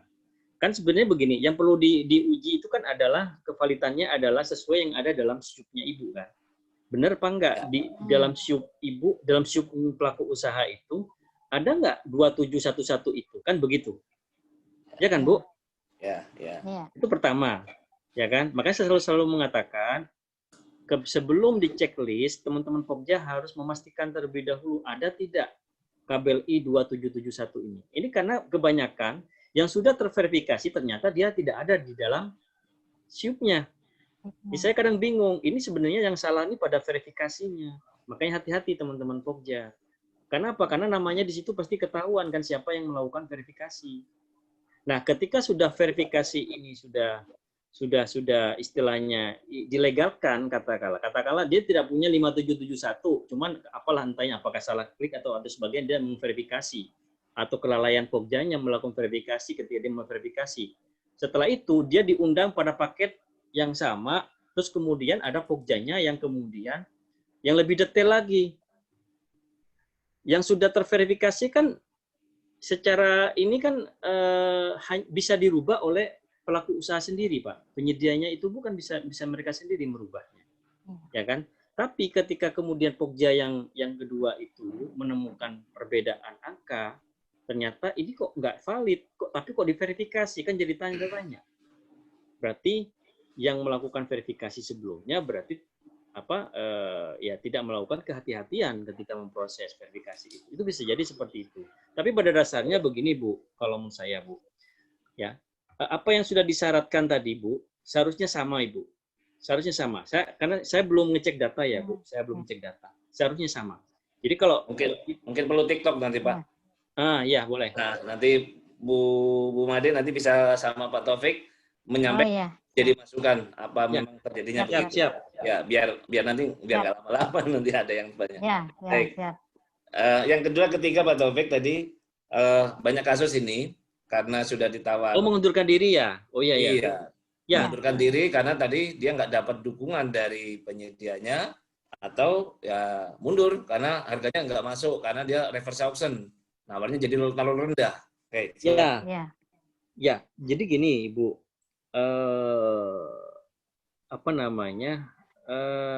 Bagaimanapun gini, Bu. Kalau dia sudah ditetapkan sebagai pemenang, kalau mengundurkan diri, pastikan sudah one prestasi sebenarnya. Sudah bisa dikatakan masuk dalam data blacklist gitu ya. Cuman gini, Bu. Karena di reverse auction itu, kalau Ibu tahu gitu ya, penyedia itu katakanlah begini, ketika mereka menawar di bawah 80% HPS saja, dia sudah di-warning oleh sistem. Diberitahu oleh sistem bahwa penawaran Anda di bawah 80% HPS. Artinya dia sudah dikatakan, seandainya gitu ada yang bertanya, Pak, apakah perlu diklarifikasi nggak, Pak, kalau 80%? Sistem itu sebenarnya sudah mengklarifikasi sebenarnya. Bahwa ini di bawah 80% HPS. Tapi kalau kemudian dia tetap setuju menyampaikan penawaran gitu ya. Nah, sama juga terjadi yang seperti yang tadi Ibu sampaikan. Apakah itu harganya tidak masuk, ternyata harganya salah harga, jadi rugi. Itu konsekuensinya. Tapi di situ memang ada penjelasan gitu ya. Kalau ada misalkan alasan yang dapat diterima, nah ini yang kemudian harus jelas bagaimana alasannya seperti apa, misalkan yang harus disampaikan kepada PPK kemudian seperti itu. Jadi pada dasarnya itu, Bu, itu tetap kalau saya berpendapat itu akan dikenakan yang namanya daftar hitam gitu ya. Karena dianggap ketika sudah ditetapkan itu mengundurkan diri. Itu iya seperti itu. Baik, terima kasih. Kita lanjut ya Bu Made. Kita lanjut karena masih ada 3 pertanyaan. Ya, siapa? Ada pertanyaan, ada 2 pertanyaan lewat chat. Yang berikutnya adalah Bu Asri. Silakan Bu Asri. Asri S. Dias. Ibu apa Bapak ini? Bu Asri? Ya. Ya, silakan Bu. Ya, ada pertanyaan Bu, silakan disampaikan. Ya, pertanyaan Pak. Ya. ada rencana untuk pengadaan genset beserta rumah gensetnya, itu masuk pengadaan barang atau konstruksi, atau bisa join? Terima kasih. Baik, Pak Taufik. Genset sama rumahnya. Mau digabung apa jadikan bisa tender cepat, apa itu masuk konstruksi apa masuk barang nih? Ya kenapa sih dalam tender itu jelas gitu ya. Ada barang, ada pekerjaan konstruksi, ada jasa lainnya gitu ya, Bu ya. Dan kita juga harus mempertimbangkan dari anggarannya juga. Anggarannya itu apa? Untuk konstruksi kah atau untuk barang gitu kan. Itu kan juga harus dilihat. Kalau memang nah ini nanti juga kalau saya sih pendapat ini kan sama dengan ketika kita membuat surat pemilihan surat pemilihan suara gitu ya, pemilu gitu ya. Itu kan jasa lainnya dan sebagainya. Di situ juga banyak, ada barang, juga ada alat peraga dan sebagainya gitu ya. Tapi kalau saya melihat, Ibu, nanti tolong dikoreksi juga, nanti ada Pak Muji juga. Kalau saya akan melihat sebenarnya lebih baiknya sih dipisah kalau saya ya, Bu. Mana barang, mana konstruksi. Itu. Tapi kalau kemudian ingin melihat apakah bisa tidak digabung atau tidak. Kalau saya sih melihatnya tergantung mana yang lebih banyak. Apakah di rumahnya, anggarannya, atau barangnya. Kalau misalkan barangnya yang lebih besar, mungkin. Karena konstruksi itu udah jelas ya, Bu ya. Kalau untuk konstruksi itu udah jelas ya gitu ya. Kalau saya kalau misalkan itu nanti lebih besar ya konstruksinya nanti dan sebagainya di dalamnya ya termasuk konstruksi dan juga barang di dalamnya kan begitu kan. Tapi kalau kemudian barangnya itu lebih banyak nilainya dan anggarannya pun itu adalah penganggarannya adalah barang gitu ya, bukan bagian konstruksi, ya lebih baik itu di pengadaan barang seperti itu. Tapi nanti kita diskusi lagi nanti. Itu kalau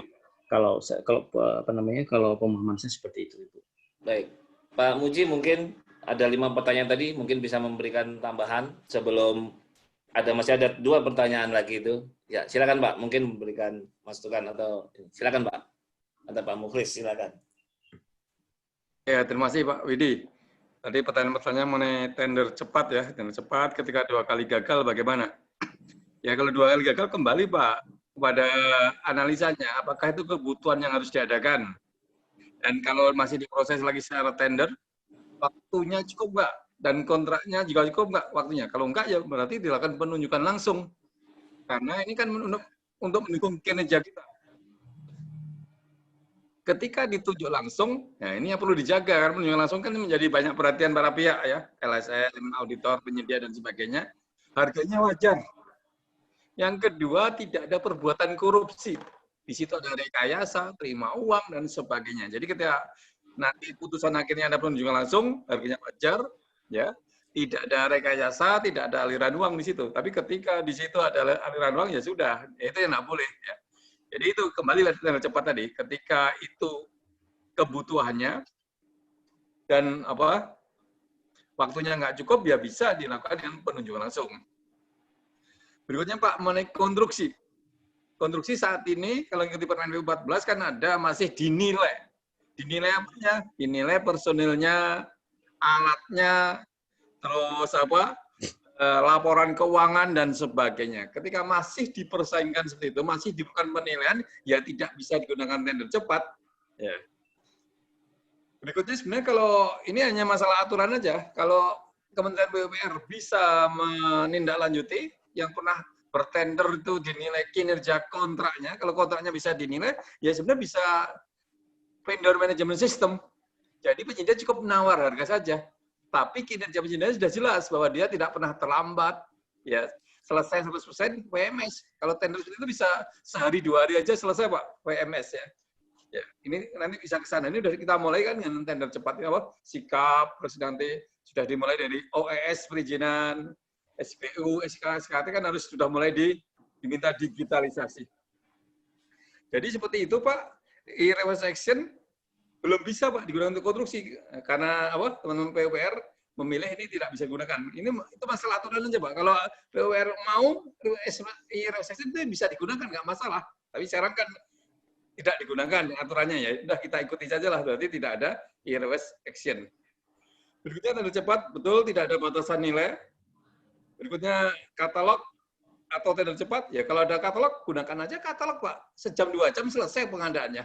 Enggak. Jadi kalau kita sudah siap spek, APS dan sebagainya, tinggal dihubungi penyedianya selesai itu. Boleh nyebut merek dan sebagainya. Berikutnya yang di Papua tadi, OAP, orang asli Papua, ya memang itu pepresnya memberi prioritas pada orang asli Papua. Kalau dia bukan orang asli Papua, ya tidak lulus kualifikasi, Pak. Begitu aja, Pak. Berikutnya lagi, yang lulus tadi terendah pertama. Ya, ini perlu kita uji kembali lah di aplikasi kita. Kalau dalam sistem OS ini, orang bisa menyantumkan 5 KBLI dan sebagainya, nggak dibatasi lah. Jadi kalau satu sudah diverifikasi, apakah yang lainnya ikut terikut terverifikasi? Ketika itu terverifikasi, disyaratkan yang KBLI yang di bawahnya bisa terundang atau tidak itu. Ini perlu dicek aja secara logika aplikasi ya. Berikutnya, kalau dia mundur ya di blacklist, ini menjadi kecenderungan ini saya lihat di tender cepat ini. Gampang mundur. Nah, ini kadang-kadang memang tidak tegas kita, yang mundur kita biarin ya. Yang mundur ya bisa diproses secara blacklist lah. Berikutnya mengenai genset. Ya, kalau kita ikuti norma Undang-Undang Jasa Konstruksi, terus Perpres, konstruksi itu apa? Konstruksi itu pekerjaan berhubungan dengan bangunan. Kalau pengadaan genset tidak termasuk kerjaan konstruksi. Nah, gitu kan. Tapi ini Pak, genset kan ada pembangunan rumah gensetnya. Ya, kembali, kalau itu rumah konstruksinya nggak dominan, ya sudahlah pengadaan genset nanti bisa dengan apa? Minta dia untuk membangunkan rumahnya, jadi pengadaan genset. Tapi kalau rumah gensetnya dominan, ya bisa dipilih itu sebagai kerjaan konstruksi dengan mensubkon penyedia spesialis. Kalau subkon pada usaha kecil, subkon pada usaha kecil, nggak boleh. Ketika spesialis menurut saya boleh. Menurut saya, tapi ini bisa menjadi perdebatan juga. Pak, usaha kecil kan nggak boleh subkon kan pada usaha kecil juga. Perdebatannya di sana ya. Kita bisa memberikan justifikasi. Ini adalah penyedia spesialis. Spesialisnya apa? Penyedia barang genset. Nah, gitu ya. Itu aja Pak. Terima kasih Pak Widi.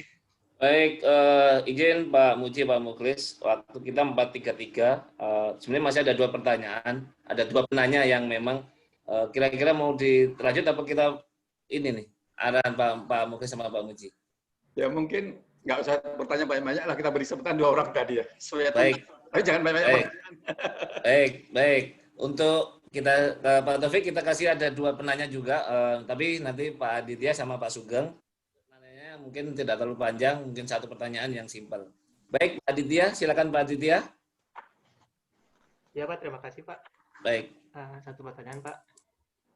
Misal pada tender cepat alat berat, PPK atau Pokja mensyaratkan surat dukungan dari prinsipal Pak dalam spesifikasi teknisnya. Dengan maksud memastikan calon penyedia dapat mengerjakan pekerjaannya nanti. Nah, apabila pada saat verifikasi, calon pemenang tidak dapat membawa surat dukungan tersebut, apa bisa langsung didiskualifikasi Pak penawarannya? Karena sudah disyaratkan dalam spek tek atau KAK-nya. Itu aja Pak. Baik, terima kasih. Ini banyak kasus ini Pak Taufik. Pada saat tender cepat, teman-teman masih minta surat dukungan. Karena ketersediaan. Ada beberapa kasus memang penyedia sudah menang, dia tidak didapat nih barang dari penyedianya.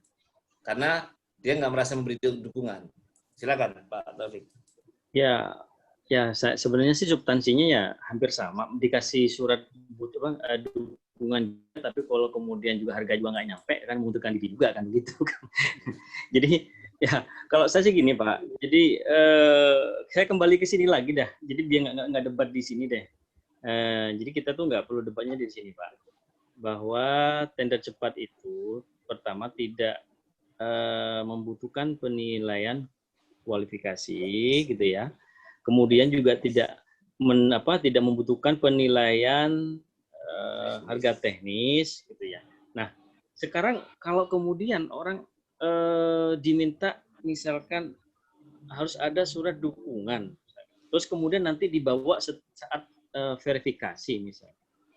Terus kalau nggak membawa, akhirnya digugurkan, kan begitu. Ya. Nah, kan itu jadi syarat jadinya kan. Ya kan sebetulnya kan jadi syarat syarat teknis itu bagaimana nantinya kan begitu. Nah, itulah kemudian kalau memang membutuhkan penilaian teknis, sebaiknya tender cepat diabaikan gitu Pak. Jadi bukan tender cepat pilihannya Pak. Ini sudah dari sebelum Perpres 16 inilah Pak. Sebelumnya juga banyak Pak menggunakan teman-teman Pokja ini juga minta surduk istilahnya, surat dukungan sebelumnya ya, sebelum ketentuan Perpres 16 ini. Ini masih banyak ini. Sehingga ini jangan kemudian jadi konsentrasi kita. Kenapa sih kok masih minta surat dukungan? Padahal dia diminta cuma menawar harga saja gitu. Nah, jadi gitu Pak. Jadi sebaiknya kalau masih membutuhkan penilaian teknis dan lainnya, tentunya tidak menggunakan metode tender cepat sebagai acuan. Itu ya Pak ya. Jelas ya? Ya Pak, terima kasih. Jelas. Satu lagi Pak Fani Ferdi. Silakan Pak Fani. Pak Sugeng, maaf. Pak Sugeng ya. Pak Sugeng. Satu lagi Pak Sugeng. Silakan Pak Sugeng. Pak Sugeng, ada? Pak Sugeng, silakan di-unmute, Pak. Pak Sugeng. Sudah. Pak Sugeng Setiono. Ya, silakan Pak. Pertanyaan terakhir. Ya, ini sebenarnya banyak yang mau saya tanyakan. Karena waktunya sudah mepet, mungkin saya ambil satu aja, Pak. Ya, silakan. Ini saya mau tanya, Pak. Ketika kita mau tender cepat, misalnya pengadaan sepatu, Pak ya. Nah, ketika kita memasukkan kriterianya di pengalaman sejenis, yang saya mau tanyakan, pengalaman sejenis itu yang bagaimana, Pak? Apakah menurut KBKI? Padahal di dokumen itu tidak menyebut KBKI-nya itu berapa. Kalau di tender teman-teman itu kan menyebut misalnya KBKI divisi 38, misalnya gitu. Tapi kalau di tender cepat itu kan tidak ada, Pak. Nah, ketika kita umumkan dan kita verifikasi, nah itu pengalamannya penyedia. Nah kebetulan itu belum terverifikasi Pak, untuk kriterianya kita masuk itu tahun 2019 sampai 2020. Nah, yang masuk itu pengalaman pengadaan seragam Pak. Kemarin yang kami lakukan itu saya klarifikasi ke PPK-nya. Ada enggak itu pengadaan seragam itu ada item sepatunya apa tidak? Nah, ternyata tidak ada Pak PPK-nya. Nah, akhirnya itu saya gugurkan. Apa itu sudah benar Pak? Baik Pak Sugeng ya. Pak Taufik, ini pada saat setting kriteria, itu kan ada salah satunya adalah pengalaman sejenis. Kan begitu. Bahasa pengalaman sejenis pada saat setting kriteria ini mengacunya kemana? Ke KBKI atau KBLI atau apa? Nah ini yang mungkin pada saat teman-teman ini akan memverifikasi berdasarkan pengalaman yang disampaikan pada saat klarifikasi itu. Misalnya tadi pengadaan sepatu, apakah masuk di dalam KBKI yang divisi mulai dari seksi sampai ke subkelasnya. Baik, silakan Pak Taufik. Ya, pada dasarnya memang pengalaman itu sesuai dengan yang ditentukan dalam KBKI ya, yang jelas sudah ditentukan dalam peraturan Perpres Presiden dan Perlem 9 ya. Cuman memang di aplikasi itu memang tidak secara detail disebutkan bahwa menggunakan KBKI dan sebagainya. Tapi memang pada dasarnya begini Pak, dilihatnya cuma begini biasanya Pak di pengalaman itu gitu ya. Jadi misalkan pengalaman pengadaan sepatu misalkan gitu kan di situ kan. Pengalaman pengadaan sepatu mungkin ini kalau di KBLI kan mungkin ya. Dugaan saya ini adalah mungkin ini bagian dari konveksi mungkin, maksudnya kan konveksi ya mungkin ya. Ini dugaan saya Pak ya. Di KBKI 38 Pak kemarin. KBKI 38 ya. Ya maaf, mohon dikoreksi. Jadi kalau di pengalamannya biasanya kan gini Pak, penyedia itu biasanya kan selain misalkan dia punya usaha dagang sepatu, mungkin dia secara umum juga tidak hanya sepatu yang dikerjakan. Nah, mungkin juga bisa konveksi, seragam dan sebagainya dan lain-lain sebagainya seperti itu. Jadi memang ketentuannya itu masuk Pak, itu masuk kepada ketentuan secara umum tadi Pak di KBKI dan sebagainya Pak. Teman yang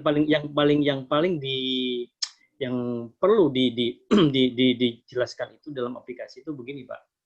Jangan kemudian karena ini akan mengakibatkan tidak terundang juga biasanya Pak. Tidak terundang juga. Jadi di pengalamannya misalkan pengadaan sepatu gitu ya. Tapi di bagian ini, di bagian di bagian ini seharusnya kan barang gitu ya. Tapi ternyata di sini tertulisnya jasa lainnya misalnya. Karena ini kan ditulis ya Pak ya, diinput oleh penyedianya sendiri ya Pak ya. Ada yang begitu Pak. Jadi di sini pengadaannya pengadaan barang di sini, tapi di sini masuknya sini jasa lainnya. Nah ini menyebabkan tidak diundang Pak. Ini menyebabkan tidak diundang di tender cepat itu. Makanya kalau kata orang Jawa saklek. Jadi kalau di sini pengadaannya barang, ya di sini juga harus barang. Kalau kemudian di syaratnya itu jasa lainnya, di sini pun juga jasa lainnya gitu. Meskipun kalimat yang di sini Pak itu katakanlah bukan pengadaan barang gitu loh. Katakanlah seperti itu. Jadi di sini antara kategori pekerjaan dengan yang diklasifikasi ini juga harus sama Pak. Ini kebanyakan masalahnya di yang dipersyaratkan itu adalah barang, kebanyakan di sini ada jasa lainnya. Meskipun periode kontraknya itu juga memenuhi, itu juga bisa saja jadi itu nggak akan keundang Pak. Jadi seperti itu Pak Sugeng. Ya, baik Pak Sugeng. Baik, cukup Pak Sugeng ya. Jadi mungkin sebelum ini sudah lebih dari 10 menit ya waktunya. Jadi mungkin terkait dengan tender cepat, ya mungkin akan semakin banyak juga bertanya. Cuma waktu kita juga terbatas, semakin malam. Baik. Dari tadi ada hampir 8 pertanyaan terkait dengan tender cepat. Ya, semuanya itu adalah hal-hal yang memang selama ini dirasakan oleh teman-teman. Karena memang di tender cepat itu masih ada yang meminta surat dukungan. Yang kedua, masih ada juga yang tadi itu penyedia yang bukan masuk di dalam kriterianya terundang pada saat tender cepat. Dan sekarang banyak juga akhirnya memang penyedia itu menawarkan penawarannya sangat rendah sekali. Walaupun tadi dinyatakan bahwa sudah ada peringatan dari sistem bahwa harganya di bawah 80%. Nah, di situ tapi penyedia itu masih klik dengan harga yang semakin murah. Begitu sudah dapat pemenang, mundur. Nah, ini akhirnya memang menjadi dilema terkait teman-teman menggunakan tender cepat. Baik, itu Pak Taufik dan Bapak Ibu sekalian. Mungkin sebelum kita akhiri, mungkin Pak Muji ada masukan terakhir atau pernyataan atau apa? Silakan Pak Muji. Ya, terima kasih Pak Widi. Jadi surat dukungan itu nggak diperlukan Pak. Jadi penyedia menawar itu dia harus sudah kontak dengan rantai pasoknya bahwa dia akan dikasih harga, dikasih volume sekian. Kalau tidak, nanti risikonya dia akan kena blacklist dan sebagainya. Jadi dia udah ada pembicaraan dengan rantai pasoknya itu. Ya. Bahkan kalau perlu dikunci dengan suatu perjanjian antara mereka ya, mereka dengan rantai pasoknya itu urusan mereka, bukan urusan kita. Jadi di tender cepat itu sebenarnya nggak perlu lagi adanya surat dukungan. Berikutnya KBLI tadi. Sepatu ya. Itu kalau kita cari di KBLI itu ada 10 KBLI. Ya. Dan kita itu yang kita milih adalah siup yang biasa itu. Akhirnya dia nggak punya usaha seragam yang ikut. Ya. Ini memang dilema juga Pak. Kalau penyedia sebagai penyedia dia harus punya KBLI yang banyak. Tapi sekarang dengan sistem OS itu nggak dibatasi. Silahkan kamu tulis berapa KBLI. Diperbolehkan Pak dengan sistem situ. Nah, itu mungkin sebagian penyedia belum berubah ke sana. Tapi kalau dia mau merubah, diperbolehkan tuh sama sistem yang sekarang. Bisa menaruh banyak KBLI di sana kalau memang itu kemampuan usahanya. Saya ucapkan terima kasih pada Pak Taufik Muin, Taufik RI, sama Pak Widi Januar Dani. Ya, kepada Pak Muklis juga dan Bapak Ibu dalam peserta webinar Sabtu sore ini, mudah-mudahan kegiatan ini bermanfaat. Amin. Intinya itu kita bukan untuk tender cepat, supaya cepat, tetapi karena sudah nggak perlu lagi penilaian teknis, nggak perlu lagi surat dukungan. Itu aja. Terima kasih Pak Widi. Lanjut. Baik, terima kasih Pak Muji. Pak Muklis mungkin ada statement close-nya? Oke lah, ucapan terima kasih aja buat Bang Taufik dan Bang Vidi untuk suksesnya kegiatan ini. Dan mudah-mudahan nanti Bang Taufik ada kesempatan untuk dengan topik yang lain ya. Insya Allah Pak. Baik, terima kasih Pak Muklis. Pak Taufik, sebelum diakhiri, mungkin bisa memberikan statement closing-nya. Silakan. Ya, pertama statement saya sebelum melakukan proses tender cepat, terlebih dahulu harus dievaluasi kembali. Pertama terkait kerangka acuan kerjanya, karena kerangka acuan kerja itu menjadi ujung tombak bagaimana proses tender cepat itu dilaksanakan. Tentunya juga menyesuaikan juga dengan kebutuhan.